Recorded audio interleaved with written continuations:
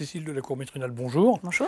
Donc on est ensemble avec beaucoup de plaisir pour vous accueillir pour parler de votre dernier ouvrage. Il s'agit du troisième roman qui s'appelle Némésis 2.7, publié aux éditions Cogito. Alors est-ce que c'est la suite? Est-ce que ce sont de nouvelles aventures par rapport au premier roman que vous aviez publié, avec finalement des héros que l'on retrouve?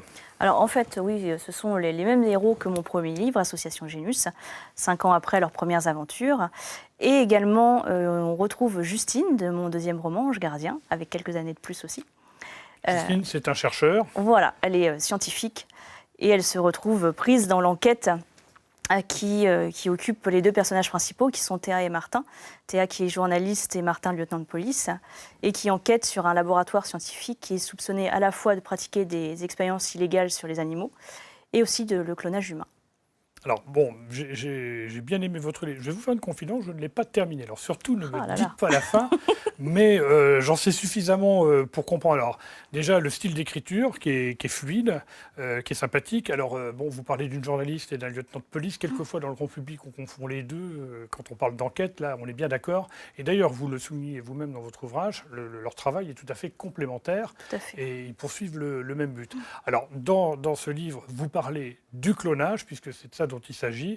Alors c'est absolument monstrueux ce qu'on est capable de faire. Est-ce que vous-même, à titre personnel, ça vous a motivé pour écrire cette histoire parce que vous ne trouvez pas ça bien, tout simplement? Alors c'est vrai que le clonage, on en a souvent entendu parler dans les actualités. Cloner un organe tel que le cœur, le poumon, le foie pour sauver une vie, je suis tout à fait d'accord, même j'encourage plutôt les scientifiques dans ce sens-là.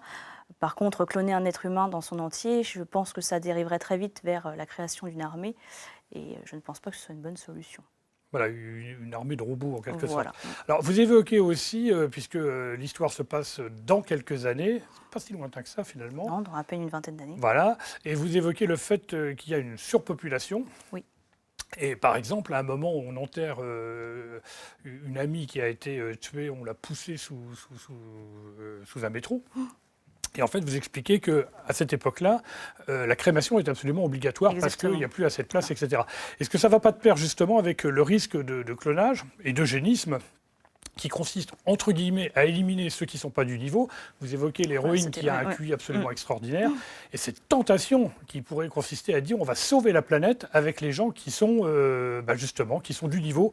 Et puis les autres, tant pis pour eux, parce que c'est comme ça. Voilà. C'était le thème de mon premier livre, l'eugénisme, exactement, puisque la secte qui enlevait Théa et qu'on retrouve à quelques moments dans le deuxième, la secte qui enlevait Théa prônait justement l'eugénisme, la survie de la population par l'élimination des personnes qui n'avaient pas un QI suffisamment intéressant et qui étaient assez idiots, je dirais, pour polluer la planète et abîmer toutes les ressources que notre Terre nous offre. Ça fait froid dans le dos. Hein. Et donc, en fait, mes personnages vivent sur une île qui s'appelle Océanopolis, qui a été créée, complètement artificielle. Voilà, qui a été créée pour justement essayer de pallier un petit peu, c'est une île test, pour essayer de pallier à la surpopulation en France. Et donc, oui, voilà, la crémation notamment est une des solutions pour gagner un maximum de place, parce que les cimetières prennent une place qui est bien trop importante, malheureusement, même si c'est un lieu de recueillement que je chéris pour d'autres raisons, mais à cette époque-là, j'imagine que ce sera des lieux qui devront disparaître. Ne parlez pas de malheur, je vous en prie. Alors, parce que je sais que vous avez tellement d'imagination, vous êtes encore capable d'inventer des histoires encore plus incroyables. Alors, bon, le thème du clonage, le thème de l'eugénisme, et puis le thème de la vengeance. Némésis, c'est la déesse de la vengeance et de la mémoire. Oui. Donc, c'est un thème qui vous est cher en même temps. Parce que la méchante de l'histoire, on ne va pas donner son nom, enfin, si on peut le donner, à la limite, c'est pas grave. Oui. On sent qu'elle en veut beaucoup quand même à ceux qui la poursuivent, alors qu'elle-même les a persécutés. Voilà. Donc en fait, c'est Isabelle Dugé qui était à la tête de la fameuse secte qui avait enfermé Théa 5 ans auparavant. Et elle est elle-même maintenant enfermée dans un institut psychiatrique de haute sécurité. Et pourtant, chaque personnage de l'histoire est amené à la voir sur Océanopolis et n'ose pas en parler à ses amis parce que c'est grave erreur. impossible qu'elle soit là. Grave erreur. Est-ce que votre vie a été changée? Alors, vous n'êtes pas écrivain, j'allais dire, de formation et de métier à la base. Alors, vous avez reçu diverses récompenses, et puis vous avez même été présidente de l'édition 2012 du concours de nouvelles du Salon du Livre de Jeunesse de Rouen. C'est quand même une reconnaissance qui est intéressante. Ah oui, oui, oui. Le premier ouvrage que vous avez écrit a été épuisé, le deuxième, c'est bien parti. Réimprimé, Est-ce oui. que votre vie a été transformée? Est-ce que vous voyez peut-être le monde dans lequel nous vivons de façon différente, en prenant conscience aussi que le travail d'écrivain n'est pas un travail facile? Non. Je dirais, oui, je dis souvent même que j'ai 3 vies. Ma vie professionnelle, ma vie personnelle, ma vie de maman, et puis ma 3e vie, ma vie littéraire, qui prend une place de plus en plus importante dans ma vie tout court. Et j'aimerais... Mais vous n'effacez pas les deux autres, non, évidemment. bien au contraire. Bon, bah, ça va alors. Non, non, c'est un tiers, un tiers, un tiers. D'accord. Et est-ce que les rencontres, parce que vous allez sur le terrain, et c'est vrai que dans la région, il y a beaucoup de rencontres qui sont organisées entre les écrivains et puis leur public, est-ce que ces rencontres vous enrichissent? Et qu'est-ce qui vous étonne le plus, par exemple, par rapport aux questions qu'on vous pose sur vos ouvrages? Alors, les questions qui m'étonnent le plus, c'est pas forcément sur mes ouvrages, parce que je suis plutôt amusée de voir comment les gens perçoivent mes histoires. Et Il y a des questions inattendues? Oui, oui. Bah, à quand le film? Ah oui.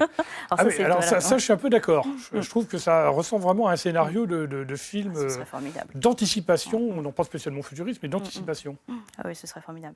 Et puis les questions qui m'étonnent, oui, c'est plus sur le métier d'écrivain. Les jeunes pour lesquels j'écris principalement ont entre 12 et 15-16 ans, eux pensent que je suis millionnaire. Ah oui, carrément. Loin de là. Vous savez, c'est comme les présentateurs à la télé. Voilà. Voilà. Et globalement, vous, votre façon de travailler, parce que vous savez, on reçoit dans cette chronique des écrivains de tous horizons. Alors, vous avez les super professionnels avec une armée derrière eux, l'organisation, etc. Vous avez les amateurs, et puis entre les deux, vous avez tout un tas de gens, très intéressants d'ailleurs, qui partent à l'aventure. Il faut un certain courage quand même pour publier ce qu'on écrit. Vous, en particulier, est-ce que votre vision de l'écriture et du travail d'écrivain a évolué à travers vos 2 premiers ouvrages et celui-là, en attendant le 4e? Je suis plus exigeante avec moi-même. Je relis très très fréquemment ce que j'écris au fur et à mesure de l'écriture. Voilà, au fur et à mesure, je réécris un petit peu. Enfin, je relis un petit peu en amont. Et oui, voilà, je suis plus exigeante que je ne l'étais lors de l'écriture de mon tout premier roman. On parle de la souffrance de l'écrivain face à la page vide. Est-ce que cette souffrance, vous la ressentez, ou est-ce qu'au contraire, il faut vous contenir parce que ça part tout seul? J'ai 3 phases dans l'écriture. Le début, où c'est l'euphorie totale, parce que ça y est, on a l'idée innovatrice, donc on y va, on y va, on y va. Et puis arrivé au milieu du livre, on se pose la question de savoir comment placer toute l'intrigue. Et là, c'est souvent un moment de découragement. Et puis, quand ce moment de découragement est passé, c'est de nouveau l'euphorie, parce qu'on a envie de connaître la fin autant que le lecteur qui pourra lire le livre après. Bon, écoutez, en tout cas, je m'engage à finir très rapidement. Il ne me Merci. manque pas beaucoup de pages, mais j'ai vraiment envie de savoir comment ça se termine. Cécile de la Cour-Métrinale, merci encore d'être venue nous parler de ce livre, Némésis 2.7, Expérience interdite, publié aux éditions Cogito. À très bientôt.